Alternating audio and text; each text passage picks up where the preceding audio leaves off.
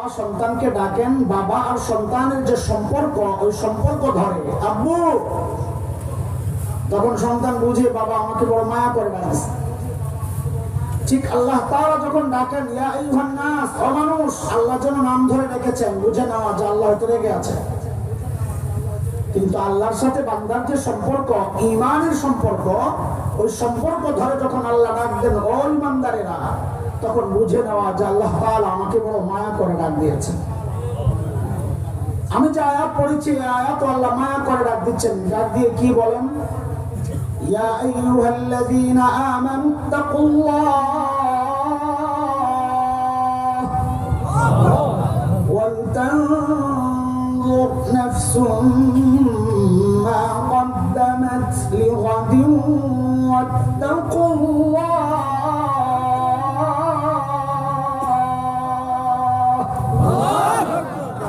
দুইটা হুকুম করছেন আল্লাহ তাআলা। ও ঈমানদাররা, আল্লাহকে ভয় করো। এই বিষয়ে আমি কথা বলছি না আপাতত। দ্বিতীয় হুকুমটা আলোচনার বিষয় আছে। আল্লাহ বলছেন ওয়াল তানজুর নাফসুম মা কদ্দামাত লিগাদ। প্রত্যেকটা মানুষের উচিত তার আখিরাত নিয়ে চিন্তা করা। আমার আখিরাতের পুঁজি কি, কামাই কি, সম্বল কি, মালিকের সামনে আমি কি পেশ করব। এই চিন্তা খালি আমাদের বড় ভাই মাওলানা মিজানের না, এই চিন্তা আমাদের মুতামিম সাহেবের না, আমারও না। এই চিন্তা সবার, পীর সাহেবেরও, মুরিদেরও, ইমামেরও, মুসল্লিরও, ওস্তাদেরও, শাগরেদেরও, আলেমেরও, আওয়ামেরও, সবার চিন্তা। বলে চিন্তা করি বলেই তো এখানে আসছি না। আমাদের কোনো মাকসাদ আছে, নির্বাচনী ভোট। ওই এক জায়গায় নির্বাচন চলতেছে শুনছি, মাদারীপুর। পরে পিছনে এক লোক এই যে বাতাস করতেছে হাত পাকা দিয়া, আমি গাড়ি সর্বনাশ। এবার কি বল, কি জন্যে? কে আমার মনে করে আমি হাত পাকার প্রচারণায় নামছি কিনা। তো এখানে কি জন্য আসছি? আমাদের মাকসাদ তো আখিরাত। ভিন্ন কোনো মাকসাদ আছে? জিলাপি আছে নাকি? খিচুড়ি কিচ্ছু নাই। এখন ডাকাই জালে পাবলিক রে খালি মুখে বিদায় করবে। এর লেগে তো আয় না, জিলাপি আল্লাহর কাছে বেশি যায়। আমাদের মাকসাদ হলো আখিরাত। আখিরাতের প্রস্তুতির অংশ হিসাবেই এখানে আসছে। কিন্তু দোস্ত, আখিরাতের জন্য যেমন আমাদের কাজ করা দরকার প্রস্তুতি হিসাবে, যতটুকু দরকার ঠিক তেমন হচ্ছে কিনা, ততটুকু হচ্ছে কিনা, না ঘাটতি আছে, ঘাপলা আছে, কমতি আছে, কিভাবে বুঝবো? তো আল্লাহ সুবহানাহু ওয়া তাআলা আমাদের উপর রহম করেছেন যে আমাদের সামনে নমুনা আর মডেল পেশ করেছেন হযরতে সাহাবায়ে কেরাম রিদওয়ানুল্লাহি আলাইহিম আজমাইন। সাহাবায়ে কেরাম আমাদের মডেল, নমুনা। আজকে দুনিয়ার কত আইডল হয়, অমুকে আইডল, যুবকদের আইডল, নিজেও বলে আমি আইডল, ছাগল কাহিকা। মুসলমানদের আইডল হযরতে সাহাবায়ে কেরাম রিদওয়ানুল্লাহি আলাইহিম আজমাইন। আমার কথা না, কার কথা? আল্লাহ বলেছেন তুমি তোমার ঈমানকে সাহাবীদের ঈমানের সাথে মিলাও। যদি মিলে যায় তো ঈমান ঠিক, না মিললে ভেজাল আছে, ঠিক করে নাও। কার কথা? আল্লাহ। কথা বলা লাগবে, কথা কার? কার? আল্লাহ। মালিক বলে فإن آمنوا بمثل ما آمنتم به فقد اهتدوا وإن تولوا فإنما هم في شقاق।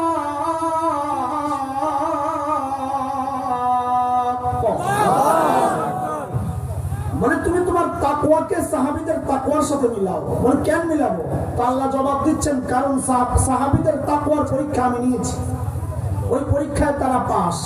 তোমারটা মিললে তুমিও পাস। কার কথা? আল্লাহ। الذين امتحن الله قلوبهم للتقوى لهم مغفرة وأجر عظيم।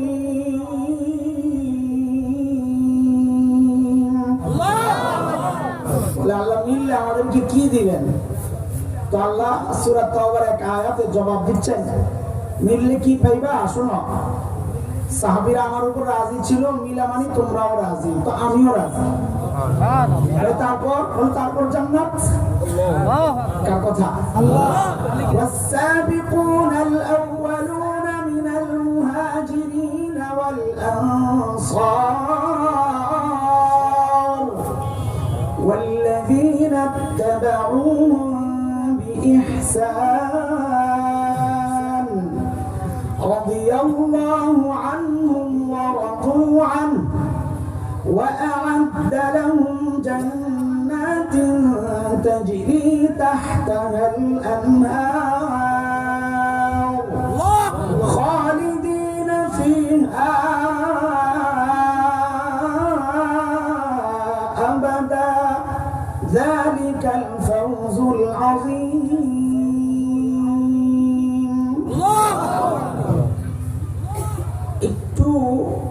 সূক্ষ্ম একটা কথা বলবো ওলামায়ে কেরামকে উদ্দেশ্য করে। আপনারা সাধারণ মানুষ যারা 1-2 মিনিটের মধ্যে সময়ের জন্য একটু অফ থাকেন, খালি শুনতে থাকেন, কিছু বুঝবেন, পুরোটা বোঝা দরকার নেই, ওনাদের দরকার। এটা আমার প্রসঙ্গ না, যেহেতু আয়াতটা আসছে হঠাৎ বিষয়টা একটু ভেঙে দিই, কাজে লাগতে পারে ইনশাআল্লাহ। আমাদের সমাজে কিছু ভাই আছেন যারা মাযহাব মানেন না, আছেন না? নিজেদেরকে নাম দিয়েছেন আহলে হাদিস। এটা একটা ভুল নাম।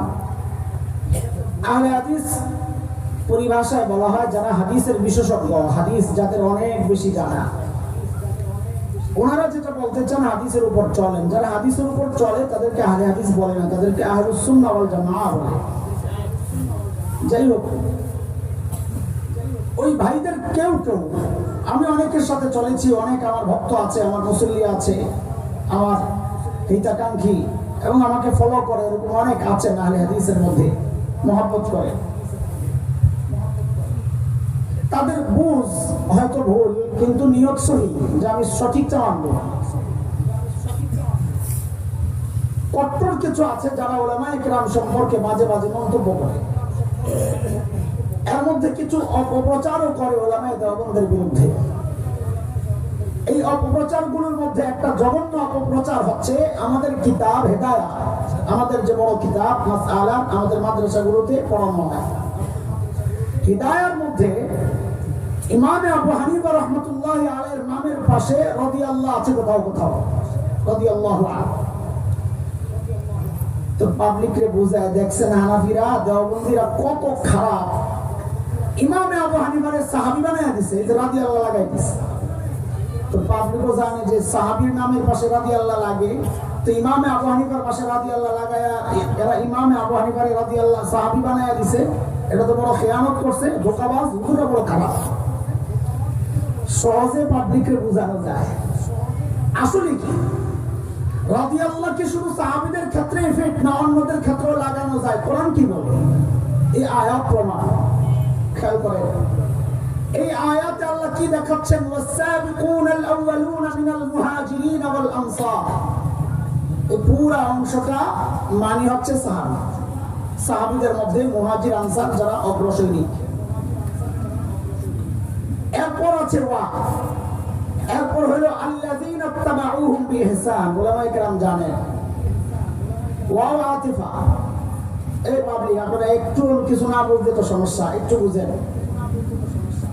আমরা বলি জোড়া লাগায় যে শব্দ দিয়া, এবং আর ও, আমার কাছে আসছে আব্দুল্লাহ এবং আব্দুর রহমান, এই যে এবংটা এটা আরবি দিয়া ওয়াও দিয়া কাজ সারে। তো আমাদের আরবিতে কায়দা হচ্ছে ওয়াওয়ের আগেরটা আর পরেরটা মাতুফ আলাইহিল গায়র হয়। আপনারা বুঝেন, আমার কাছে আব্দুল্লাহ আর আব্দুল কাদের আসছে, বলেন আব্দুল্লাহ আর আব্দুল কাদের কি এক? আলাদা আলাদা, তাই না? একটু বুঝছেন না? আলহামদুলিল্লাহ।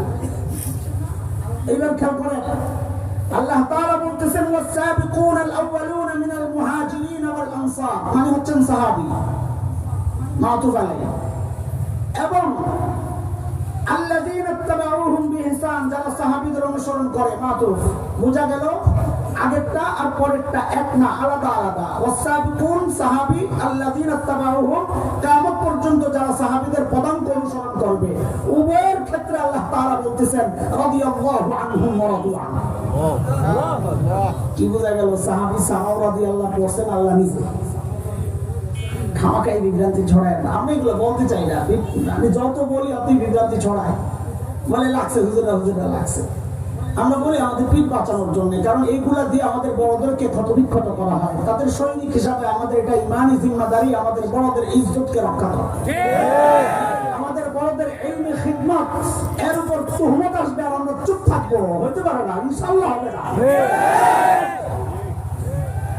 দোস্ত বয়ানের দিকে চলে, যেগুলো খামাকা, আমি এগুলো সহজে বয়ান করতে চাই না। আয়েশা বলছে আয়াত তখন করবো। নদীতে তো নামছি বড় মাছটা ধরার জন্য, এখন সাইডে সুইডে চ্যাংরা পুঁটি পড়লে কি ছেড়ে দেবো না? এগুলোকে টক চক খাওয়া যায় না, এই মনে করেন এগুলো হলো সাইডের মাছ, আসল সামনে। আল্লাহ তাআলার নির্দেশ হচ্ছে সাহাবীদের পদাঙ্ক অনুসরণ করা, নিজের মডেল কাদেরকে বানানো? কথা বলেন, কিন্তু দোস্ত সাহাবীদের মতো আমাদের ঈমান হুবহু জিন্দেগিতে হবে না। কেন? হইলে আল্লাহ তাআলা আমাকে আপনাকে এই যুগে না পাঠাইয়া নবী যুগে পাঠাইতেন। ছোটবেলায় আমরা একটা গজল গাইতাম। ছোটবেলায় তো আমার গলা খুব সুন্দর ছিল, মিজান ভাই জানে, আমার বড় ভাই, ওনার বড় ভাই হচ্ছে মানে ওনার ছোট ভাই মিসবা, আমরা একসাথে কিলাকিলির সাথে। আমার গলা তো খুব সুন্দর ছিল ছোটবেলায়। এখন না ফাটাবাস, ফাটাবাস আরো কয়েক বছর আগে ছিল, এখন আর ফাটাবাস নাই, এখন সুরসুরে বাস নাই, কিচ্ছু দেয়। তো গলা সুন্দর ছিল, মাদ্রাসার কেরাত, আমনাথ, গজল এগুলো পড়তাম, গাইতাম। একটা গজল গাইতাম ছোটবেলায়, আপনারাও শুনে থাকবেন। জন্ম যদি হত মোদের রাসূল পাকের কালে, আহা রাসূল পাকের দেশে, বাস স্টপ। ওরা আমাকে গজল গায়ে টাইম পাস করে এবং খারাপ করে। আমাদের উস্তাদরা আটকায় দিতে না, এটা কেমন গজল? দাদা, জন্ম যদি হত মোদের রাসূল পাকের কালে, কোন যুগে জন্ম হলে তোমার জন্য ভালো হবে তুমি ভালো জানো না আল্লাহ ভালো জানে? যেই যুগে জন্ম হইলে তোর জন্য ভালো, আল্লাহ তোমারে আমার ওই যুগেই পাঠাইছে। নবী যুগে হইলেই যে তুমি আবু বকর হইতা আর কি গ্যারান্টি? তুমি তো আবু জাহেল আবু লাহাব হইতে পারতা। যেই যুগে আসছো আলহামদুলিল্লাহ। তবে একটা খুশির খবর আছে, সঙ্গে নিয়ে আপনারা। হ্যাঁ, সময় আছে তো হাতে? না, ঘড়ি দেখি 12টা বেজে গেছে। পরে তো কবেন হুজুর আমি 12টা বাজাই দিছে।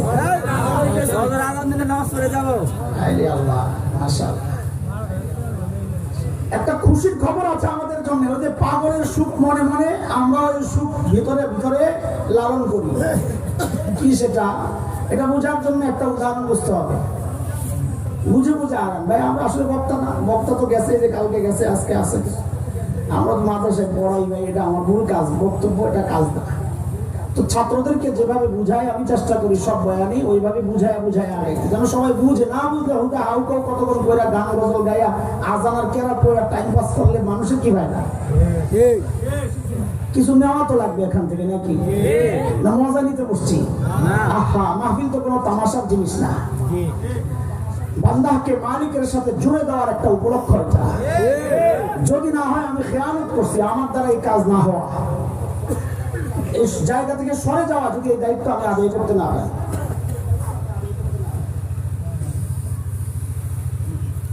এখন টমেটো কত কেজি?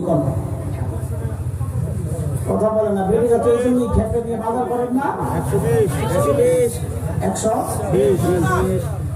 আচ্ছা 100 ধরেন, মানলাম, জান আপনাদের এলাকায় টাকা বেশি বেশি দিয়ে কিনেন 100 টাকা। আচ্ছা বলেন তো 100 টাকার টমেটোটা এটা ফ্রেশ না ভেজা? ভেজা। বুঝে বুঝুন তো না? ফরমালিন। ঠিক আছে। ফুল সিজন যখন থাকে এলাকায় কি টমেটোর চাষ হয়? ফুল সিজন থাকলে এলাকায় টমেটোর কেজি কত? 10 টাকা। আচ্ছা ঠিক আছে, বলেন তো এই 10 টাকার টমেটো ফ্রেশ না ভেজা? ফ্রেশ। কারবারটা দেখছেন, আমার মাথায় কত বুদ্ধি। ফ্রেশটা খাই 10 টাকায়, ভেজালটা খাই 100 টাকা। এই উল্টা হলো কি জন্য বলেন না? সিজন আনসিজন, এটাই দুনিয়ার সিস্টেম। সিজনের জিনিস হয় ফ্রেশ, কিন্তু রেট হয়। অক্সিজেনের জিনিস হয় ভেজাল, কিন্তু রেট হয় বেশি।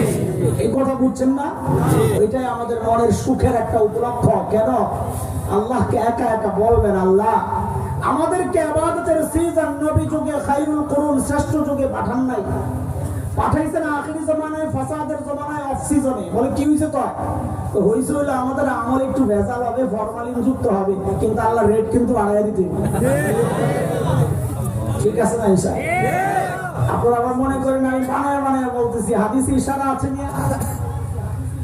আল্লাহর হাবিব সাল্লাল্লাহু আলাইহি ওয়াসাল্লাম বলেছেন, মান তামাসসাকা বিসুন্নতি ইনদা ফাসাদি উম্মতি ফালাহু আজরু গায়রু মামনুন। ওস্তাদ কইয়া ফলাইছে আসলে মিয়া মুফতি আব্দুল মালিক দামাত বারাকাতুহু আলাইহি বলেছেন, মিয়া সহ হাদিসটা দুর্বল। এই মিয়া ছাড়াই হাদিস ঠিক আছে। এবার আমি বলি, শুরুতে বাদ দিয়ে বললে অনেকে বলতেন যে হাদিস ভুল করতেছে। মান তামাসসাকা বিসুন্নতি ইনদা ফাসাদি উম্মতি ফালাহু আজরু শাহীদ। আল্লাহর হাবিব বলেন, শেষ জামানায়, আখিরি জামানায়, ফাসাদের জামানায় কেউ যদি সুন্নতকে আঁকড়ে ধরে, আল্লাহ তাআলা এর পরিবর্তে তাকে শাহাদাতের তরজমা আটকে দিলাম আমি। কোন শাহাদাতের? জানতাম ভুল করবেন, এই জন্য জিজ্ঞেস করছি। আমরা পড়ি হাদিস ভুল, পাবলিক করে তরজমা করি, মিলে জিল্লা আছে। আজরুন মানে মর্যাদা রে ভাই, আজরুন মানে সওয়াব। আপনি একটা সুন্নাত আঁকড়ে ধরবেন আর আল্লাহ আপনাকে শাহাদাতের মর্যাদা দিয়ে দিবে, এত সোজা। শাহাদাতের মর্যাদা অনেক উঁচা, আল্লাহ নবী মর্যাদা বলেনও নাই, খামাখা আমরা ভুল তরজমা করতেছি। আজরুন মানে কি? মর্যাদা না সওয়াব? বলে সওয়াব আর মর্যাদার পার্থক্য কি? কয়টা বুঝলে না? মাননীয় প্রধানমন্ত্রী যত বেতন পান, তার চেয়ে বেশি বেতন পাওয়ালা বাংলাদেশে বহু মানুষ আছে। মর্যাদার দিক থেকে এক না উঁচা নিচা? সওয়াবের দিক থেকে উনি বেশি, বেতন বেশি পায়, প্রধানমন্ত্রী কম পায়। তার মানে কি প্রধানমন্ত্রীর চেয়ে তার দাম বেশি? সওয়াব বেশি, মানে বেতন বেশি পায়। আখিরি জামানায় যারা সুন্নতকে আঁকড়ে ধরবে, আল্লাহ তাআলা তাদেরকে বেতন বেশি দিবেন। বলে কত? বলে শাহাদাতের যত বেতন, যত সওয়াব, আল্লাহ ওই সুন্নতকে আঁকড়ে ধরনেওয়ালাকে ওই সওয়াব দিয়ে দিবেন। এবার বুঝেন, এতক্ষণ তো হাদিস ঠিক করলাম, কত দিকটা জায়গা। এবার মূল পয়েন্ট বুঝেন, এই কথা নবী কি সাহাবীদেরকে বলেছেন? বলেছেন ইনদা ফাসাদি উম্মতি, আমার উম্মত যখন শেষ হয় অবস্থা আখিরি জামানায়। তার মানে কি? নবী বলছেন আখিরি জামানায় কেউ যদি সুন্নতকে আঁকড়ে ধরে, আল্লাহ তাআলা অফ সিজন হওয়ার কারণে তার সুন্নতের রেট বাড়ায়া দিবেন। বলে রেট বাড়ায়া কি দিবেন? বলে শাহাদাতের সওয়াব দিবেন। সুবহানাল্লাহ। এই কথাকে আমার বানানো না, আল্লাহ নবী বলছেন। খুশি না? এটা খুশি না? বুঝেন না এই কথা? আল্লাহকে একা একা বলবেন, আল্লাহ আমল যাই করি রেট কিন্তু বাড়ায়া দিও। পাঠাইছে তো শেষ জামানায়, ইনশাআল্লাহ। চলে ও ভাই, সাহাবীদের সাথে আমাদের মৌলিক পার্থক্য কোন জায়গায়? ওটা না বুঝলে এই কথা বুঝবো না। আল্লাহ যে বলছেন সাহাবীদের আমলের কাছাকাছি আনতে, হুবহু হবে না। আগেই বলেছি হুবহু হবে না। বলে তো করণীয় কি? বলে করণীয় হচ্ছে যত দূরত্ব কমাইতে পারো। আমাদের বড়রা বলেন, দুনিয়ার জিন্দেগিতে সাহাবীদের সাথে দূরত্ব যত কমবে, হাসরেও সাহাবীদের তত কাছাকাছি তোমার অবস্থান থাকবে। দূরত্ব কমাবেন যে আগে সাহাবীদের অবস্থান তো বোঝা দরকার। তাদের সাথে আমাদের মৌলিক পার্থক্য কোন জায়গায়, এটাও বুঝেন। উদাহরণ দিয়ে বুঝেন। দেখেন, ছোটবেলায় আমরা খেলাধুলা করতাম, নিজাম ভাই করতো না, আমি সাক্ষী দিই। নিজাম ভাই সাক্ষী দাঁড়ায় থাকতো, খেলা দেখতো, আমাদের খেলা দেখতে মাঠে যাই। আমি মেজবা, আমরা কোনো খেলার পাগল, কিন্তু আমার ক্লাসে আমি বরাবর 1 নম্বর, এই সাক্ষী হাজির। সারা জীবন ক্লাসে ফার্স্ট। খেলতাম, ছোট মানুষ খেলতাম, লেখাপড়াও করতাম। এখনকার বাচ্চারা খেলাধুলাও করে, লেখাপড়াও করে। পোলাপান দলিল বানাইস না যে হুজুর খেলে আমিও খেলি, আমার মতন মাতামাত মুখস্থ শোনাবে না, তো তুই যাই খেলিস। আমরা তো ছোটবেলা নিচের সমস্ত কিতাব মুখস্থ করে করে ওস্তাদকে শোনাইতাম। পড়া তো খালি শোনাইতামই, এবারও শুনতাম মুখস্থ করে শোনাইতাম। সাফাতুল মাসাদির পড়তাম আগা গোড়া, শুরু থেকে শেষ পর্যন্ত একটানে। এমন টান দিলাম না সুরমত করনাল খৌদুল আবিল্লাহ খুলুদ আহরুনাল খৌদু বাইতনা তলব তলব করনাল আহরু আপনা আলহার সুকিতি করনা সাদর সুবহানাল মাতুল মে বস্তাল খুলুদ আমি শরণ আল্লাহ সুচনা চলছে গালি কত করে ভাই পড়ছে যে উস্তাদের কাছে। আমি অপরাহ্নের কাছে আমি পছন্দ ভাই, হ্যাঁ বলা সব কি পিঠা দিছে আমরা জিজ্ঞাসা কিসের জন্য আবার অবস্থা আমি বললাম অর্থই মুখস্থ পারে না আসলে আল্লাহ তাআলাকে মুখতাসার মজবুত রাখনা ওরা মুখতাসার বাজে যে মুফরাদ লোকাত মারিফাত ইস্তেফাদ যে মুতাসরিফ আসেন বা কাই বেতার বের নয় অবজুদ দরমান যে ওরা বলনা সব খতম করে এর তৌফিক আল্লাহ তাআলা ওই সংসদে আল্লাহু আকবার আমাদের মাদ্রাসায় পড়া আরবি সাহিত্যের সবচেয়ে কঠিন কিতাব হচ্ছে মাকামাত আলী না উস্তাদ অর্থই তো প্রবলেম বুঝতে পারে না আর আমরা তো তখন এমন ভাবে আরবি এবারও মুখস্থ করছি আমি যদি মাকামাত দিয়া তারাবি পড়াই কেউ টের দেব না এখনো পড়ছি তো সেই 30 বছর 25 বছর আগে على أني وإن أغمضني الفطن المتقابي ونضحني المحب المحابي لا أكاد أخلص من أمور جاهل أو ضيق من المتجاهل يدعو أني لهذا الوضع ويندر بأنه من مناهج الشرع ومن نقد الأشياء بعين المعقول وأنه نظم في مباني الأصول نظم هذه المقامات في سلك الإفادات وسلكها مسلك الموضوعات عن الأجنوات والجمادات الله বলবেন বলতেছি এই জন্য খেলার দলিল দিচ্ছে এদিকে দলিল দিচ্ছে আমরা খেলছি লেখাপড়াও করছি এখনকার বাচ্চারা খেলাধুলাও করে লেখাপড়াও করে পার্থক্য কোথায় আমাদের সাথে ওদের পার্থক্য আছে আমরা লেখাপড়া করছি ফাঁকে ফাঁকে খেলাধুলা করছি আর এখনকার বাচ্চারা খেলাধুলা করে ফাঁকে ফাঁকে লেখাপড়া করে পার্থক্য বুঝে আসছে ঠিক সাহাবীদের সাথে আমাদের আমলের পার্থক্য একই কন্ডিশন পয়েন্ট একটাই সাহাবায়ে কেরাম আখিরাতের কাজ করেছেন দুনিয়ার কাজও করেছেন ব্যবসা করেছেন কৃষি কাজ করেছেন বকরি চড়িয়েছেন আখিরাতের কাজও করেছেন আমরাও দুনিয়ার কাজ করি আখিরাতের কাজও করি পার্থক্য কোথায় পার্থক্য হচ্ছে সাহাবায়ে কেরাম আখিরাতের কাজ করতেন ফাঁকে ফাঁকে দুনিয়ার কাজ করতেন আর আমরা দুনিয়ার কাজ করি আর ফাঁকে ফাঁকে আখিরাতের কাজ করি এই গ্যাপ আর দূরত্ব যত কমানো যাবে হাসরে তাদের তত কাছাকাছি আমাদের অবস্থান হবে ইনশাআল্লাহ চলেন তাইলে সাহাবীদের আখিরাতের ফিকির সম্পর্কে একটু দেখে আসি তাইলে নিজের সাথে মিলানো যাবে যে দূরত্ব কত আমাদের টার্গেট হলো এখন দূরত্ব কমানো সাইয়েদনা আবু বকর সিদ্দিক রাদিয়াল্লাহু আনহু যখন খলিফা তো ওনার রাষ্ট্র পরিচালনার একটা সিস্টেম ছিল দরবারে বিধবা অসহায় নারীদের লিস্ট থাকতো কেন স্বেচ্ছায় যদি কেউ খিদমত করতে চায় ওই লিস্টের নাম ধরে চলে যেত এটা বড় সওয়াবের কাজ নবী আলাইহিস সালাম বলেছেন যারা ইতিম আর বিধবার দায়িত্ব নেয় ওই ব্যক্তি আর আমি জান্নাতে পাশাপাশি থাকবো সুবহানাল্লাহ এটা তো এই সমাজের একটা কুৎসিত চেহারা এই সমাজের বহু মানুষ এমন আছে অন্য বিধবা মহিলার দায়িত্ব নিবে থাক দূরের কথা নিজের বিধবা মায়েরই তো খেদমত করে না বড় খারাপ এটা হযরত ওমর রাদিয়াল্লাহু তাআলা আনহু একদিন আসছেন দরবারে ওমর কত বড় মানুষ এই মানুষ আসছেন বুড়ির খেদমত করবেন কি আজীব কথা আখিরাতের ভয় আর ফিকির ঢুকছে বলি যায় লিস্ট তালাশ করে করে করে করে কোন নাম পায় না একটা পাওয়া গেছে চিপা দিয়া এই নাম বুক হয় নাই আনমার্কড হযরত ওমর ওই বুড়ির ঠিকানা নিয়ে পরদিন চলে গেছেন ফজরের পর পর বুড়ির বাড়িতে কখন বলেন সবাই বলে কথা যেহেতু জিজ্ঞেস করতেছি কারণ আছে দৃষ্টি আকর্ষণ করতেছি দৃষ্টি আকর্ষণের জন্য এগুলো নববী তরিকা কোরআনের তরিকা হযরত মুআয রাদিয়াল্লাহু তাআলা আনহু বর্ণনা নবী আলাইহিস সালামের সাথে আমি একই বাহনে ছিলাম একই বাহনে পিছনে রদিফ বলে আরবিতে আমি রদিফ ছিলাম কুনতু রদিফা তো নবী আলাইহিস সালাম আমাকে ডাকলেন ইয়া মুআজ ও মুআজ আমি তাকে সাড়া দিলাম লাব্বাইকা ওয়া সা'দাইকা ইয়া রাসূলুল্লাহ আমি হাজির নবী আবার ডাকলেন ইয়া মুআজ হযরত মুআজ বলেন আমি আবার বললাম লাব্বাইকা ওয়া সা'দাইকা ইয়া রাসূলুল্লাহ আমি হাজির নবী আবারও ডাকলেন ইয়া মুআজ আমি আবারও বললাম ইয়া রাসূলুল্লাহ আমি হাজির হযরত মুআজ নিজে বলেন এই নবী যে আমাকে বারবার ডাকছে আমিও যে বারবার সাড়া দিচ্ছি এর মানে এটা না আমিও শুনছি না নবীর কথা নবীও আমার কথা শুনছেন না ব্যাপারটা এমন না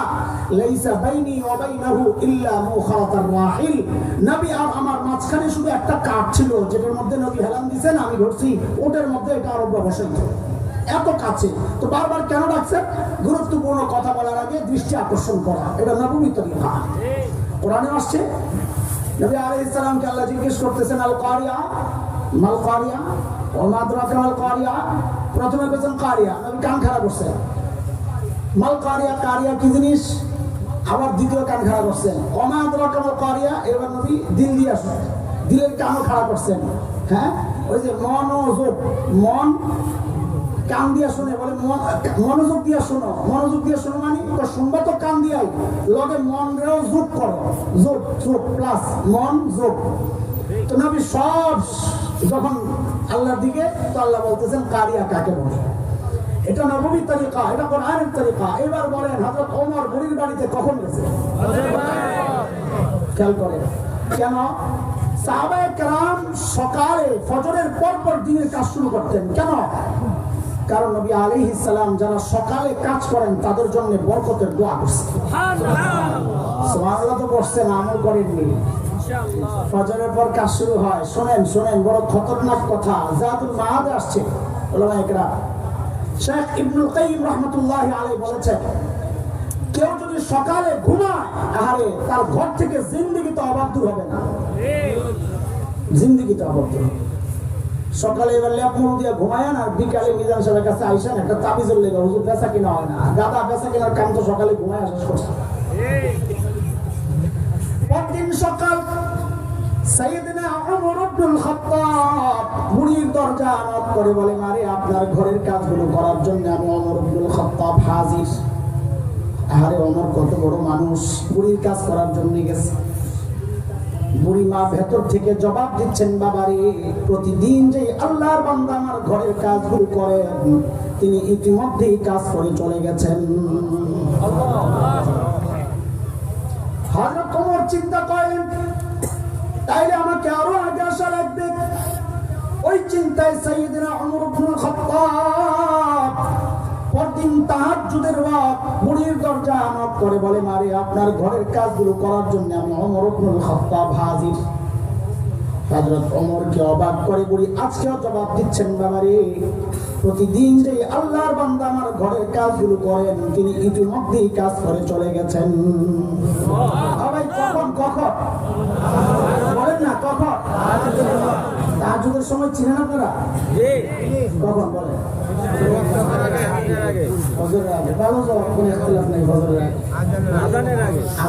ঠিক আছে, আমি ওইটা মাকসাদ, ওটা তো আলেমরা মুফতি সাহেবরা বলবে। আমি যাই ডিজিটাল বলবো কি, আমার কাছে ডিজিটাল একটা ব্যাখ্যা আছে, শুনবেন আপনারা?